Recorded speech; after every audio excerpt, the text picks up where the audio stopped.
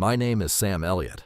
I'm 35 years old, and for the last 6 years I've been the only large animal vet in a town of just under 4,000 people in eastern Tennessee, which means I spend most of my days with my arm inside a cow, and most of my evenings alone on a porch that's slightly too big for one person, and a dog named Colonel. I want to tell you about the night everything changed, not the slow kind of change, where things shift so gradually you only notice them in hindsight, the fast kind, the kind that knocks on your front door at 11:47 on a Saturday night in November and turns out to be wearing a wedding dress. But first, you need to know about Claire. Claire Merritt walked into my life when we were both 22, at a mutual friend's barbecue where she'd been roped into helping and I'd shown up late with the wrong kind of chips, and nobody had the heart to tell me. She was standing at the picnic table trying to pry the lid off a jar of pickles with the focused determination of someone who never asked for help with anything. And when I reached over and opened it for her in one easy turn, she looked at me like I'd done something slightly offensive. "I had that," she said. "I know," I said, "but you looked like you were about to dislocate something." She stared at me for a long second, then took the jar back without a word. And then, because Claire has always been Claire, she handed me a fork and pointed at the potato salad without saying anything, which was her way of deciding I could stay.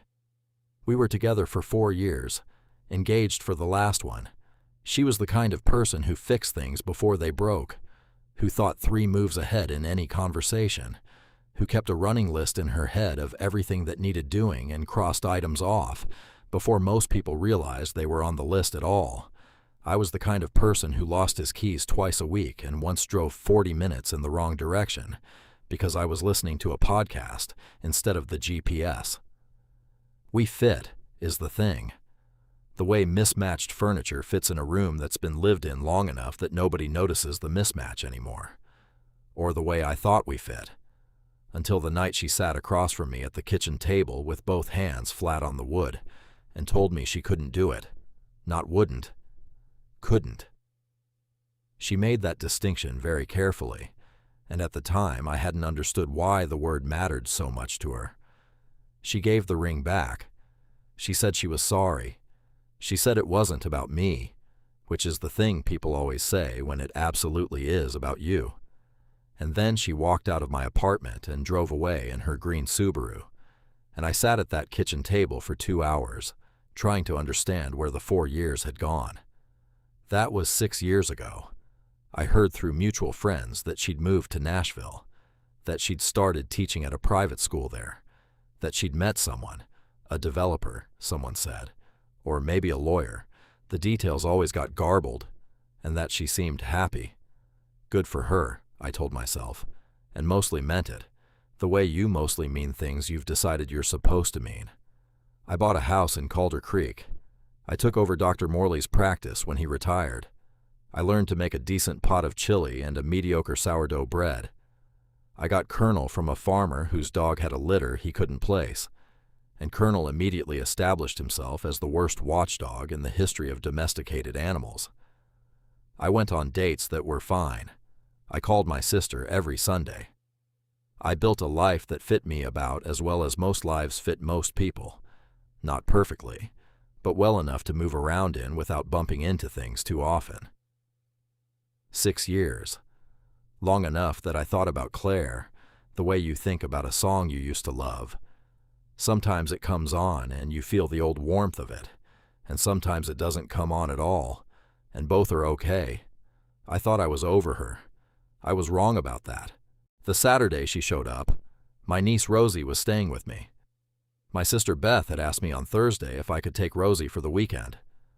Beth and her husband Marcus were celebrating their 10th anniversary in Gatlinburg and wanted 2 days without anyone asking them to locate a missing sock or referee an argument about screen time. I said yes, obviously. Rosie is 7 years old, opinionated as a senator, and better company than most adults I know. We'd had a full day. Morning at the clinic when a farmer brought in a heifer with a bad foot, and Rosie stood on the second fence rail to watch with the serious focus of someone considering a career change. Lunch at the diner in town, where Rosie ordered the pancakes even though it was noon, and regarded this choice as a constitutional right. Afternoon at the house building, what Rosie called a fort, but was mostly just a blanket over the couch cushions with Colonel trapped inside because he wouldn't stop lying on the corners. By 8 o'clock, she was asleep in the guest room with her stuffed elephant named Gerald tucked under one arm and her hair fanned out across the pillow in approximately 17 directions. I'd checked on her twice, which is the kind of thing that happens when you spend time around children. You develop new habits without deciding to. I was in the kitchen at 11:40 when Colonel started barking. Colonel never barks. That's his central failing as a watchdog and his primary quality as a companion. He's a big, slow-moving golden retriever mix with a face like a disappointed librarian, and the only things that have ever made him bark in the 4 years I've had him are thunderstorms, the mailman on Tuesdays for reasons he's never explained, and apparently this. I heard the knock a second later. 3 knocks, and then a pause, and then 2 more. The kind of knock that isn't sure of itself. I looked at the clock. 11:47. I grabbed my jacket off the hook by the door, force of habit, Tennessee November, and pulled it open. And there she was, Claire Merritt, standing on my porch in a wedding dress. Not a small, understated dress, a full one. Ivory silk, fitted through the bodice, with a skirt that had somehow survived whatever night she'd had, and still managed to catch the porch light in a way that made it look almost incandescent. Her hair was half up, half falling loose around her shoulders, with pins coming free on one side like she'd run a hand through it too many times. Her mascara had tracked 2 thin lines down her cheeks. Her feet were bare. She was holding her heels in one hand. She looked at me the way a person looks at something they've been picturing for a long time and aren't quite sure is real now that it's in front of them. "Hi," she said. My brain did several things simultaneously that I won't fully be able to account for. It registered that this was Claire. It registered that she was in a wedding dress. It did a fast, uncomfortable calculation about what day it was and arrived at Saturday. And then it did another calculation about what that meant and arrived at a conclusion that didn't quite fit inside my head yet. "Hi," I said back, because that was what I had. Colonel pushed past my leg and sniffed her extensively. She reached down automatically and scratched behind his ear without looking away from me, which is the kind of thing you do when you've spent time around dogs and your hands remember what your brain is too distracted to direct. "Your address," she said. It was the only one I knew by heart. I looked at her for a long moment. The dress, the bare feet, the mascara, the heels dangling from her hand like she'd grabbed them as an afterthought when she was running and hadn't had a chance to put them back on since. "Come inside," I said. Because some things, you figure out what you're going to do before you understand why. She sat at my kitchen table the same way she'd sat at kitchen tables 6 years ago. Back straight, both hands wrapped around whatever I put in front of her, which in this case was a mug of chamomile tea, because it was the only thing I had that seemed appropriate for a woman who'd just arrived barefoot from a wedding. Colonel settled under the table near her feet, which was unusual for him. He's more of a doorway dog, the kind who observes from a distance. But he parked himself under that table and didn't move, and I decided to take it as a sign of something, though I couldn't have said what. "I was supposed to get married today," she said. Not like I didn't know. More like she was saying it out loud to confirm it was true. "I know," I said, which was a slight exaggeration. I'd heard through Beth, who'd heard through the Facebook grapevine, that Claire was engaged to someone named Griffin, or Griffith, something with a hard G sound, and that the wedding was sometime this fall. I hadn't known it was today. I hadn't known a lot of things. She looked at the tea mug. I got to the venue. I was dressed. I'd been dressed for 2 hours. My maid of honor was there, and my mother was there, and everything was exactly the way it was supposed to be. A pause. And then the music started. And I was standing there in the hallway waiting for the cue to walk in, and the music started. And I just... She stopped, pressed her lips together, started again. I couldn't make my feet move. I kept waiting for them to. Kept thinking, okay, now, any second now, but they just wouldn't. I sat down across from her, the way you sit when someone is telling you something that needs your whole attention. So you left. So I left. She said it without drama, just fact. I walked out the side door and I got in my car and I drove for a long time without really thinking about where I was going. And then I realized I was going somewhere specific, and I didn't decide that. She looked up at me. I just knew the way. The kitchen was quiet except for the hum of the refrigerator and the sound of Colonel breathing steadily under the table. Claire, I started. I know, she said. I know how this looks. I wasn't going to say how it looks. She studied me. What were you going to say? I thought about it honestly. I was going to ask if you wanted more tea. Something moved across her face. Not quite a smile. Not quite not a smile. She pushed the mug toward me. Yeah, she said. Please. I was filling the kettle when I heard the soft thump of small feet on the stairs. I turned to find Rosie in the kitchen doorway, one sock on and one sock not, Gerald the elephant tucked under her arm, hair pointing in every direction it had been pointing when she fell asleep. She was blinking in the kitchen light with the slow deliberateness of someone who has not yet committed to being awake. Then she saw Claire. Rosie went very still. Her eyes traveled from Claire's face to the top of her head to the full ivory silk skirt arranged across my kitchen chair, and then slowly back up. Why? Rosie said carefully. Is there a princess here? Claire made a sound that was entirely a laugh and entirely a sob at the same time, just for 1 second, and then got it under control. Hi, she said. I'm Claire. I'm an old friend of your uncle's. You're wearing a dress, Rosie said, with the tone of someone establishing facts before drawing conclusions. I am. It's nighttime. It is. Rosie considered this. Did you forget to change? Something like that, Claire said. Rosie looked at me. Uncle Sam, why didn't she change? It's a long story, I said. How long? Longer than tonight. Rosie nodded slowly, filed this away, and then padded across the kitchen and climbed up into the chair next to Claire, with the absolute lack of ceremony of a 7-year-old who has decided the situation does not require ceremony. She set Gerald on the table between them and looked at Claire with the frank, measuring gaze she usually reserved for new animals at the clinic. You've been crying, she said.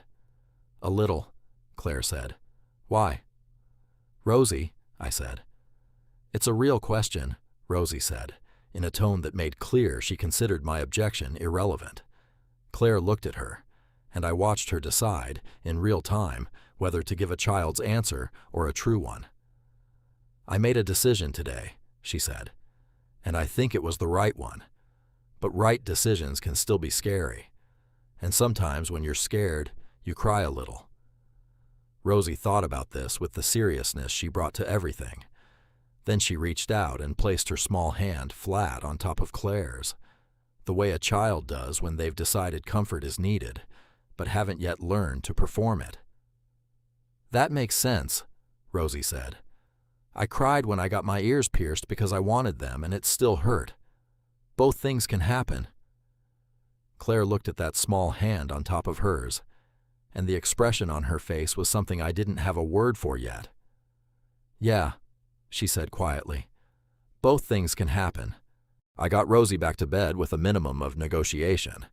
She requested 1 story, which turned into 2, which turned into her making me promise that Claire would still be there in the morning, before she would fully commit to closing her eyes. Will she? Rosie asked, in the low, careful voice of someone who has learned that some things only last a night. I don't know, I said honestly. Rosie processed this. She should. She seems like she needs breakfast. I kissed her forehead. Go to sleep, Rosie. Gerald thinks she should stay too, Rosie said, eyes already closing. When I came back downstairs, Claire had moved from the kitchen to the back porch. She was sitting in one of the old wooden chairs with her knees pulled up, and the skirt of the wedding dress pooled around her, like she'd decided at some point to stop worrying about it.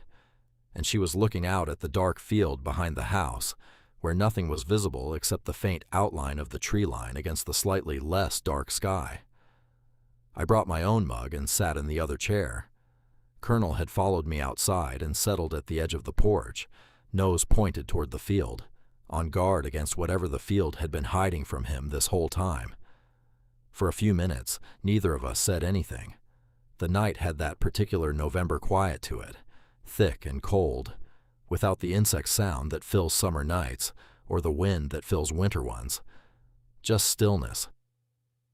"I thought about you more than I should have," Claire said, without looking at me. "These last 6 years." I didn't answer right away. I let it sit. "I thought about the jar of pickles," she said. "I thought about the jar of pickles, too," I said. She looked at me then.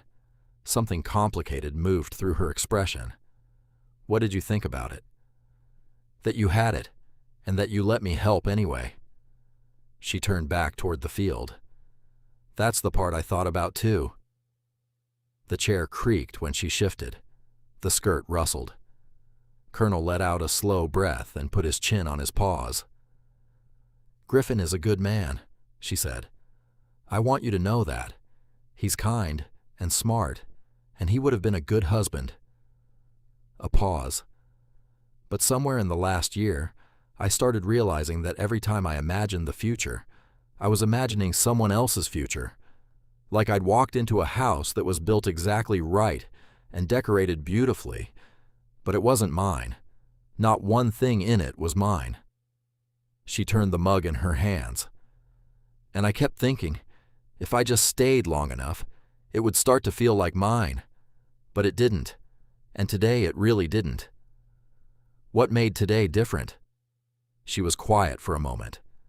"The music," she said finally. "The song we'd picked for walking in. It was beautiful. It was the right song for the day, for the venue, for the whole picture of the thing. And I realized standing there that I had never once heard it, and thought of Griffin." A beat. And I thought, that probably matters. I looked at the tree line. I thought about how long we'd been sitting in separate chairs, how far the porch was from the kitchen table 6 years ago, how many nights I'd spent not thinking about Claire, carefully and consistently, the way you stop drinking something you know you shouldn't. "What song did it make you think of?" I asked. She smiled, a real one, soft at the edges. "That song that used to come on at that barbecue place on 40. The one with the slow guitar and the words you always got wrong." I knew exactly the song she meant. I had in fact gotten the words wrong every time for approximately 2 years before she corrected me, and by then getting them wrong had become a kind of joke between us. And I sat there in the dark on my porch in November with a woman in a wedding dress and felt the full weight of 6 years compress into something I could almost hold in my hands. "Claire," I said, "I know. I need to ask you something." "Okay. Why did you leave? 6 years ago. The actual reason." She didn't answer right away. I heard her exhale, heard the chair shift under her. "I was scared," she said, "but not of you, not of us." A pause. "I was scared of wanting something that much. I'd watched my parents want each other that much and it had made them." She stopped, started again. "It had made everything orbit around that one thing, and when it was hard, everything was hard. And when it was fine, nothing else was fine because all of us were just waiting for it to be fine again." She said it slowly, like someone who had been understanding this for a long time, but only recently found the language. "I thought if I wanted you less, I'd be safer. But what I actually did was find someone I wanted enough, but not too much, and tell myself that was the smarter choice. The field, the tree line, Colonel's steady breathing." "Was it?" I asked. She looked at me. "What do you think?" "I think you're on my porch in a wedding dress at midnight," I said. So probably not. And this time the sound that came out of her was entirely a laugh. We talked until 2 in the morning, not about the wedding or what happened next, or what any of this meant going forward. We talked the way we used to talk, the catch-up kind, the filling-in-the-blanks kind, the kind where you discover the person has been living a whole separate life while yours was happening, and it's both strange and entirely expected. She told me about Nashville, about the school, the third graders she'd been teaching, a boy named Marcus who brought her a rock every Monday with no explanation, and she'd never asked for one, about the apartment she'd decorated herself for the first time, every choice exactly her own. I told her about the practice, about a goat named Senator who had opinions about veterinary procedures and expressed them vocally, about Colonel and his postal phobia, about the time I'd accidentally given Beth's cat a bath because I'd mistaken him for a stray, and the cat had never forgiven me, and neither had Beth. Not really. Not all the way. She laughed at the cat story. It was the laugh I remembered, quick and real, the kind that came all the way up from somewhere genuine without stopping to present itself first, and I'd forgotten, until that moment, how much I had missed that particular sound. Not missed it in the way you miss something you've cataloged and grieved. Missed it in the way you miss something you'd convinced yourself you'd gotten over, and then it's right there in front of you and your whole body knows you were lying. At some point, she had pulled her feet up onto the chair and tucked her knees under the skirt of the dress, and she looked less like a woman who'd walked out of a wedding and more like herself, which I realized I still recognized entirely, despite 6 years of trying not to keep track. "I should figure out where I'm staying," she said, somewhere around 2. "You can have the guest room," I said. "Rosie's in there, but she's 7, so she'll share without complaint." "I can't impose." "Claire," I looked at her. "You drove 2 hours in a wedding dress to knock on my door. You're staying." She looked at me for a long moment. "That's a lot of trust," she said. "Considering." "Considering what?" "Considering I left." "You came back," I said. And I said it simply, without weight on it, because it was simply true. The next morning, Rosie found us both in the kitchen before either of us had fully woken up. Claire was in a pair of my sister Beth's sweatpants I'd found in the guest room closet from the last time she'd stayed over, and one of my old flannel shirts that was 3 sizes too big for her, and she'd pulled her hair up into a bun that looked as though it had been constructed in the dark by someone who'd lost 3 of the 5 necessary pins. Rosie assessed this new version of Claire with careful attention. "You stayed," she said. "I stayed," Claire said. Rosie nodded. Gerald was right. She climbed up onto her stool at the counter and positioned herself for maximum proximity to the pancake-making process, which she apparently intended to supervise. I had started the batter without thinking about it. The way I started it every Sunday, Rosie was here, and Claire had drifted to the other side of the counter and poured herself coffee without being shown where the mugs were, because she had known where the mugs were at the last place I lived, and had correctly intuited that some habits are consistent. "Can I ask you something?" Rosie said to Claire. "Sure," Claire said. "That dress you had on, the big princess one." "What about it?" "Does wearing a princess dress mean you're brave or just scared?" Claire set her mug down. The question landed in the kitchen and sat there. She thought about it. I watched her actually think about it, not reach for the easy answer. "Both, I think," she said. "Mostly both." Rosie considered this. "My mom says brave is just scared, but you do it anyway." "Your mom's pretty smart," Claire said. "I know," Rosie agreed. "She's also very loud, but I'm not supposed to say that." She looked at me. "Uncle Sam, is Claire going to stay for pancakes?" I looked at Claire. Claire looked at me. "That depends," I said, "on whether she wants to." Claire looked at the mug in her hands, at the batter on the counter, at Rosie sitting on her stool with Gerald propped up beside her, as if the elephant also had a vote. "Pancakes would be good," she said. And something in my chest that had been carefully, quietly, patiently holding itself still for 6 years, let go all at once. She didn't stay forever that Sunday. She had calls to make, things to sort, a life that had been reorganized overnight and needed tending to. She borrowed Beth's sweatpants and my flannel shirt because her dress was draped over the back of the guest room chair and she'd decided not to deal with it until she was ready, which I understood completely. I walked her to her car in the driveway. Colonel came with us, as he came with us everywhere, nose to the ground, doing the serious investigative work he should have been doing the night before when she'd driven up. "I don't know what I'm doing," she said, at the car door. Direct as always, not apologetic about it. Just true. "Neither do I," said. "That's probably a problem." "Probably," I agreed. "Or it's just honest." She looked at me. The morning light was doing something to her face that the porch light the night before hadn't. It was picking up the green in her eyes and making them look almost the exact color of the field behind the house in summer. I'd thought about that color more than I'd admitted to anyone, including myself. "I owe Griffin a real conversation," she said. "Not a voicemail, not a text, a real one. And I owe my mother about 3 real conversations and possibly a very good bottle of wine." "That sounds right. And I need to figure out where I'm going to live, because I can't go back to the apartment in Nashville. It feels like somebody else's apartment now." "Also reasonable. And I need to return about 47 phone calls." "In roughly that order," I said. She laughed, brief and genuine. Then she looked down at Colonel, who had given up on the investigative work and was just leaning against her leg.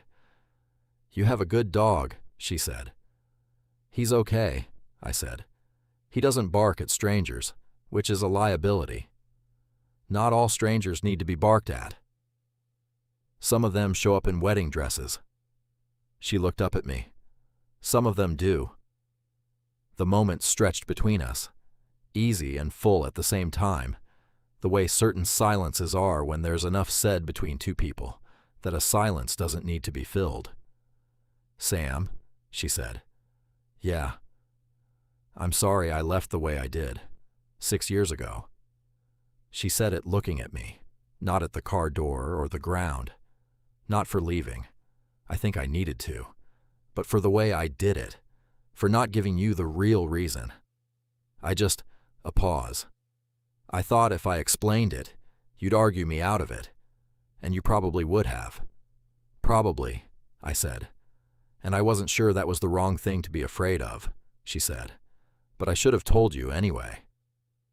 I thought about the kitchen table 6 years ago, the 2 hours I'd sat there, the weeks after, and then the months, and then the years of making a life that fit well enough, but never quite fit right. "You're telling me now," I said.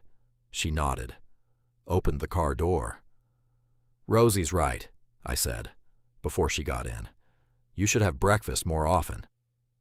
And Claire Merritt, in my sister's sweatpants and my flannel shirt, with her hair escaping in 17 directions and her green eyes bright in the morning light, smiled at me the way she used to smile when she'd decided something, all the way through, no reservation left in it. "I'll come back," she said, "if that's okay." "The address hasn't changed," I said. She got in her car. She drove away. I stood in the driveway with Colonel leaning against my leg and watched until the green Subaru, a different one now, newer, but still green, because some things stay consistent about a person, disappeared around the bend in the road. Then I went inside, where Rosie was sitting at the kitchen counter with her chin in her hands and Gerald on the counter beside her. "Is she coming back?" Rosie asked. I looked at the guest room chair, where an ivory silk dress was draped over the back, catching the morning light. "Yeah," I said. "She's coming back." Rosie considered this. "Good," she said. "She forgot her dress." She came back the following Saturday, not in a dress, in her own clothes, jeans, a green sweater that matched her eyes in a way that I clocked and then told myself I hadn't clocked, with a casserole dish wrapped in a kitchen towel and a slightly sheepish expression that lasted about 30 seconds before Rosie appeared in the doorway, and the sheepishness dissolved into something easier. "You brought food," Rosie said. Chicken pot pie, Claire said. My grandmother's recipe. Rosie's face went through several calculations. Is it the good kind with the flaky top, or the kind that has vegetables trying to hide? Both, Claire said. But the vegetables are not hiding. They're right there. You can see every single one of them. That's fair, Rosie said, and stepped aside to let her in. We had dinner around the kitchen table, the three of us, with Colonel positioned strategically under the table in case anyone developed a change of heart about their portion. Rosie told Claire about the heifer at the clinic, whose name, according to Rosie, should be changed from Bessie to something more dignified, and Claire listened to this with complete seriousness and agreed that dignity in naming was underrated. I mostly watched them and told myself I was just listening. After dinner, while I was doing the dishes, Rosie tugged on Claire's sleeve and pulled her to the living room to show her something. I heard them talking in low voices, and then Rosie's voice carrying clearly. This is Gerald. He likes it when you hold him with 2 hands. I finished the dishes and stood in the doorway. Rosie had arranged herself on the couch with Gerald in her lap, and Claire was sitting beside her, holding Gerald's other arm with 2 hands the way she'd been instructed, listening to Rosie explain Gerald's biography with the full gravity the subject deserved. Claire's head was tipped toward Rosie's. The lamp was on, throwing warm light across both of them. Outside the window, the November dark had settled in again, the same dark as last Saturday, but the room felt entirely different from the inside. I thought about the pickle jar, about the barbecue, about a kitchen table and a ring and 2 hours of silence and 6 years of carefully not thinking about it, about bare feet on a porch and a wedding dress and an address known by heart, about both things being true at once, being scared, being brave, and how the two were not, in fact, mutually exclusive. She started coming to Calder Creek most weekends. It was an easy drive from Nashville, she said. I said nothing, because she knew that I knew she had lived in Nashville for 6 years without making the drive once, and she knew that I knew that, and we had both decided that was fine, that we were starting from now, that now was as good a place to start as any. By December, she knew where everything was in my kitchen without having to ask. By January, she had started leaving a mug on the specific hook that was easy to reach for her height. Small things, the kind that accumulate without announcement. Rosie asked me in February, during one of the Saturdays she stayed over, if Claire was going to be around forever. I don't know, I said. We're figuring it out. Rosie thought about this. You should probably figure it out, she said. It's taking a long time. These things take time, I said. Gerald figured it out the first night, Rosie said. And he's a stuffed elephant. Gerald's very wise, I said. He is, she agreed. You should ask him for advice. I told her I'd consider it. She gave me a look that made clear she thought I was being evasive. She wasn't wrong.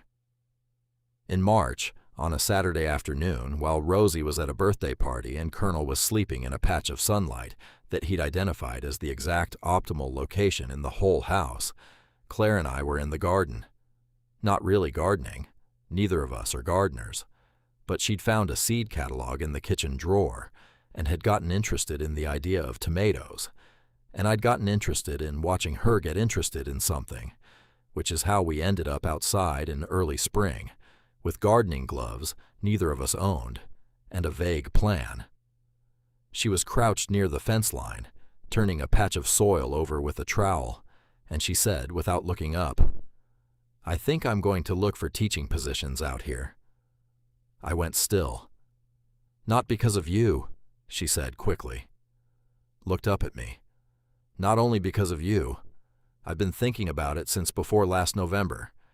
Nashville's been starting to feel like somewhere I'm visiting. She went back to the soil. But also because of you. Both things. I crouched down across from her. Both things can happen, I said. She looked up, and there it was, that smile, all the way through. Rosie's going to be insufferable about being right, she said. She already is, I said. Gerald, too. Especially Gerald. She laughed. I reached across the overturned soil and took her hand, the way you take something you've been waiting a long time to hold and have finally decided not to wait anymore. Her fingers closed around mine, garden gloves and early March, and a patch of soil neither of us knew what to do with. Claire, I said. Yeah, I'm glad you knew the way. She looked at our hands, at the soil, at the fence and the field beyond it, just starting to turn green at the edges. Me too, she said. Sam, me too. Colonel woke up from his sun patch and came over to investigate, which he did by sitting on both of us simultaneously, which is a skill of his I've never fully understood. Claire laughed and pushed him gently aside and didn't let go of my hand. Rosie, when she got home from the birthday party with a party favor bag and chocolate frosting on her chin, found us still in the garden, no actual planting accomplished, having what she apparently correctly identified as a moment. She regarded us both with the satisfaction of someone whose predictions have been validated. Told you, she said to Gerald, who she was carrying under one arm. I don't know what Gerald said back, but knowing Gerald, it was probably something along the lines of, finally, about time. The address hasn't changed, and neither has anything else that matters, and some things are worth coming home to even 6 years late. Some things are worth coming home to especially then.